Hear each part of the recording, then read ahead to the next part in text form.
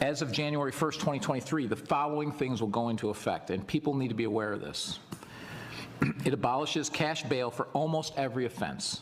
This includes, but isn't limited to, kidnapping, armed robbery, second-degree murder, drug-induced homicide, aggravated DUI, threatening a public official, and aggravated fleeing and eluding.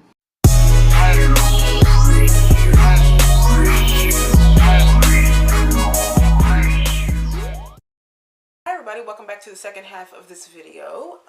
We are, first of all, Halloween's coming up, and apparently Chicago's doing the purge. So what is it called, the Safety Act? Someone sent this to us, but we knew about this before. We had seen this kind of going around for a while now. So I'm gonna put the video up of, I guess, is he like a sheriff? I think he's like a sheriff of one of the counties there in Illinois, and we'll just, you know, talk about this mess. My comments on this. I can't even begin to tell you how dangerous this act is. First, it was passed in the middle of the night, 40 minutes to read an 800-page bill, which is unacceptable. As of January 1st, 2023, the following things will go into effect, and people need to be aware of this. It abolishes cash bail for almost every offense. This includes, but isn't limited to, kidnapping, armed robbery, second-degree murder, drug-induced homicide, aggravated DUI, threatening a public official, and aggravated fleeing and eluding. Offenders released on electronic monitoring have to be in violation for 48 hours before law enforcement can act. They could almost drive to Alaska before we can even look for them. So they have, if they have the ankle bracelet, they have 48 hours before they have to respond to the police. Then he's right. They can be long gone. It denies victims their constitutional rights. And keep this in mind, businesses and homeowners. Officers will no longer be able to remove trespassers from your residence or your businesses. Someone could decide to live in your shed, and all we can do is give them a ticket. You have to decide what level of force is required to remove them, and whether or not it's legal. This is a massive threat to the residents of Orland Park, Cook County, and Illinois. I want to remind voters that several elected officials that will be on the ballot in Orland Park voted for this abomination. Senator Michael Hastings, Senator Emil Jones, and Representative Justin Slaughter all voted to put criminals ahead of the safety of law-abiding citizens and police. In particular, Senator Hastings, who personally told me that that he had a family and that this bill was horrible and there was no way he would vote for it. An outright lie that, in my opinion, disqualifies him to hold his office. I will gladly cast my vote for this resolution and demand the repeal of the Orwellian-named Safety Act. But it doesn't end here. I'm sorry, 1 second. He said the Orwellian-named Safety Act. There is currently a bill in front of the House to remove school resource officers from our schools, which means no resource officer at Sandburg High School. The city of Chicago has already done this. I personally don't want to see the city of Chicago become the standard for how we conduct public safety, because they've abandoned their police officers and abandoned their residents and created a war zone full of criminals. There's also a bill to make fentanyl a misdemeanor in this state. And I want to remind you that we have representatives that currently represent us or will represent us potentially in the federal government that voted to not extend the fentanyl ban federally. Fortunately, it passed, but there are people that actually believe that we shouldn't have a ban on fentanyl that currently represent our community. That's just absolutely unacceptable. It's like they won't stop until they destroy our communities and our society. We all need to take a stand against this. This is a very, very dangerous bill. Like, people are getting completely destroyed by this.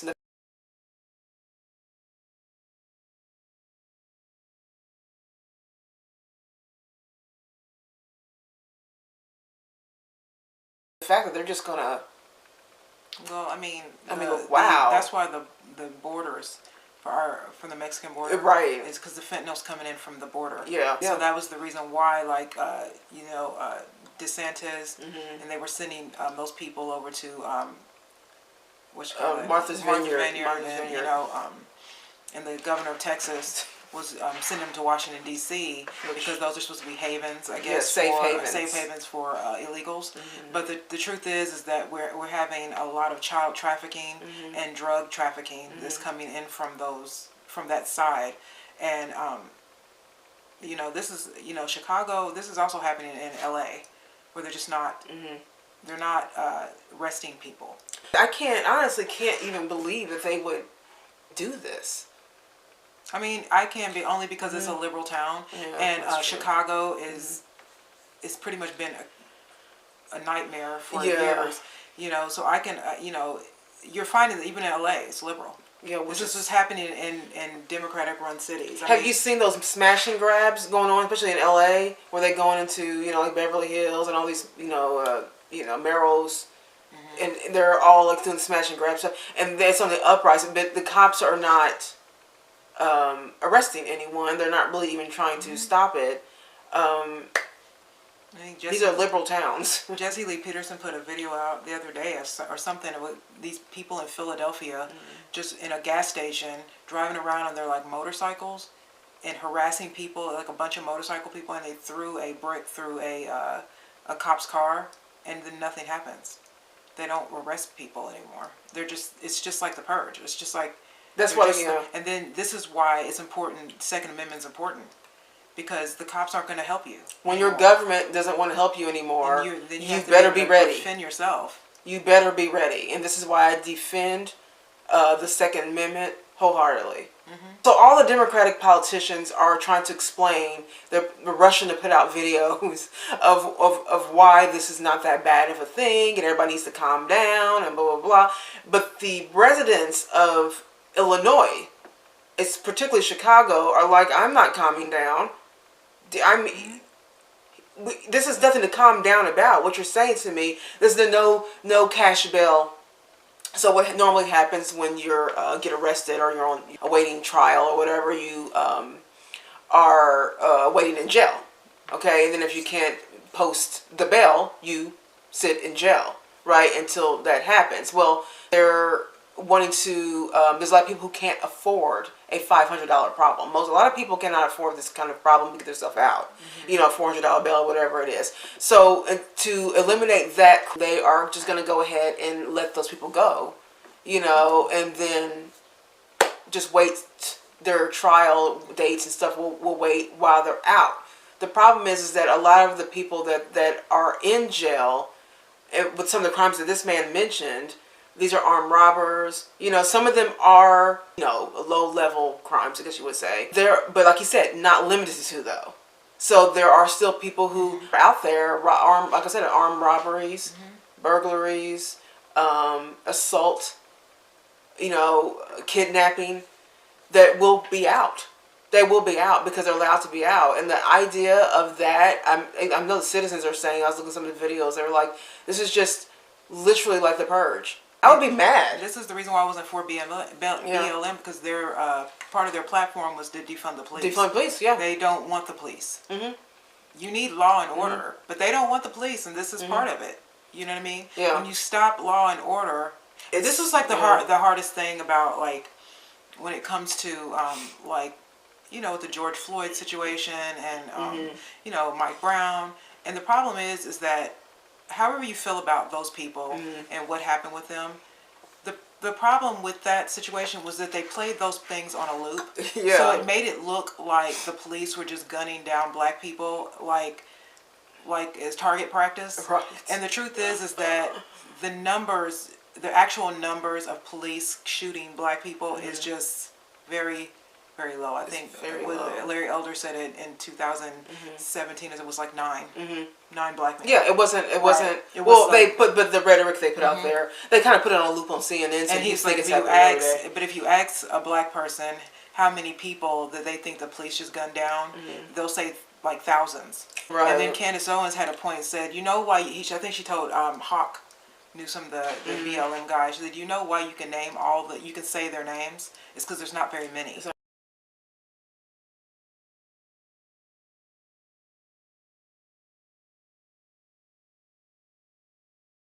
Because if you actually had if there were a lot of them, you couldn't say their name. You couldn't remember all of them. But the truth is that, you know, in our own communities where we gun down our own people, no one's being told to say their names. Right. And then this is what happens when we, as Black people, don't deal with our own self, like with our the way that our families are raised. Because, you know, back in the day, there used to be a time when young men and women. When I was in high school, I worked. Yeah, I did too. I had an after-school job, you know what I mean? But this was not uncommon. A lot of kids did, and it was important to have sort of an after-school job because it kept you off the street.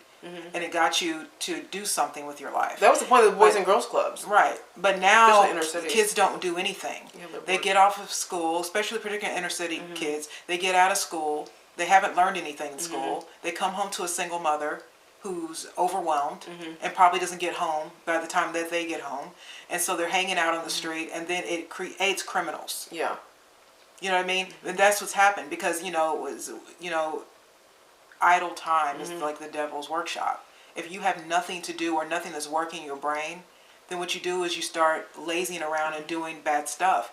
And so a lot of these problems are happening in Black neighborhoods. When you don't have law and order, like, this is what you get. You have, your politicians trying to get these things into law, and then getting it into law, it's like you can see that there is nothing they can't do. They will do these things, and it's going to hurt your communities.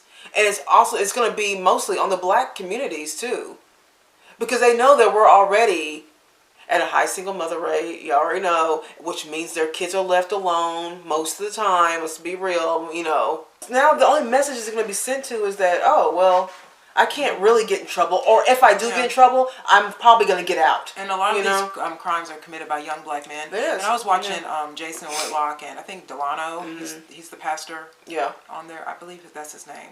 But he was talking about this subject about young Black men. He said the reason why fathers in the home is important is because big Black men, grown Black men, know how to tame young Black men. Right. Women don't know how to do that. At all. And that's the reason why you see so many young men out here who aren't doing anything but hanging out in the streets. If you look at these inner cities, it's mostly, you'll see that it's a lot of young Black men. And he was just like, and this is what happens when you're riddled with single motherhood. Because the single motherhood rate is 74% in the Black community. But in a lot of these neighborhoods, it's close to 90. Yeah. So if you go into areas like Compton or where it's majority Black, Gary, Indiana, it's Chicago, just Black. It's the single mother rate goes from 70, it gets hiked up to over 90%. Right. So most of those women are single women with children. Trying to raise these boys. And these boys are being raised by thugs on the street. Yeah. And so this is the problem this is why men are so important. Smart, strong, grown men. Because to show them how to be men, so they can show them how to be with a woman, show them how to live in society, show them how to make money. But when the father is absent, and it's just a woman there, she has to go to work and she can't do both, then what ends up happening is you create a kid who has nothing to do all day, and if he doesn't have a father, he's going to find paternity somewhere. And a lot of these girls who come home to no father, they're going to emulate the Cardi B's of the world. It's a bad idea. This is a terrible law. And any Democrat out there, and I've watched the videos where they're like, oh, no, this is no big deal. People are making a big deal of nothing. And I'm like, you might want to give the memo to your citizens, because they're like, wait a minute. So you're telling me that some squatter can be in my, garage and then nothing can, a ticket? But he say a ticket. They can get a ticket? And when I first heard this, they called it the Safety Act. So they try to put that word in there as if they know that's not safe. I call it a Marxist act. They take away the police, take away, get rid of religion. Yeah. And then do what this I mean? crap. Because like I've said before, many times before, that they are coming for religion. They are. You understand? Like, I know there are a lot of people who watch us that are religious. I believe in God. I believe in a higher power, but they're coming for religion because religion is the difference between right and wrong. Right. Almost. You know what I mean? Like a lot of people get their values from their church. You know what I mean? And so when you see things like when they try to make you feel bad about putting criminals away, they try to make you feel bad about owning a firearm and for defending yourself, because the Constitution was built on biblical principles. So there really is no difference between church and state. There's not. The truth is that most of our laws have been built on biblical principles, and when you take that away, We're take taking morality away, Yeah, you're taking and this is morals what you get. away. You get a bunch of chaos. Then the values go away. You know, Karen and I were talking the other day, actually to a mom. I think we were saying this to mom, but we talked about this before, where, we had our mother was single mom, right? But the one thing that she always did, which we don't see a lot anymore, is that my mother would never let us. We always had to have dinner at the table. Actually, until we left her home. When we had dinner, we had it as a family. She's a single mom, but she never let us, take our food to the bedroom, or we wouldn't sit there and watch TV, while we're eating. Like, we would have to eat at the table as a family. So try to retain that as much. Now what you see is the separation of all that. You see that, kids are not doing that, and families are not doing that anymore. And I think that's creating this kind of this idea of separation and division. And to me, I think it makes this have a sense of value. We're losing our values.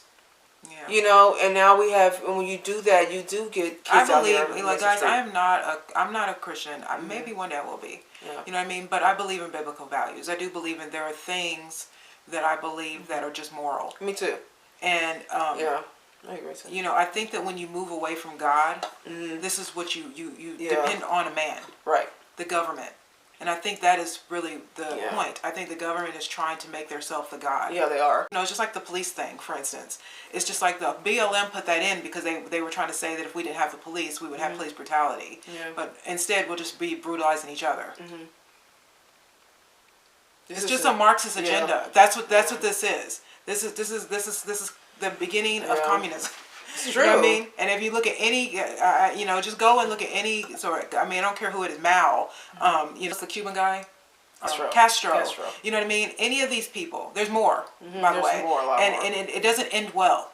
It ends with a lot of famine and death. Look at North Korea. Well, I know people from communist countries Are saying, and they're saying a lot of what they're doing right now looks like what they started then and then succeeded in their countries. So people that are from Cuba and stuff like that, they'll say that, like, what some of the They're things saying stuff. Yeah, some of the things that our government is doing now, especially the liberal, they see that in their country, and then it turned out to be something horrible. Right. And this is what I'm saying. Less government. We need to Because this wake is up crazy. because this is crazy. We would love to hear your thoughts on this because it's kind of crazy. So, leave some comments below. Love to hear. Don't forget to like and subscribe. Like Kara said, don't forget to hit the bell. It's very important for our algorithm and for you guys to see our videos. That's it. We will see you guys next week.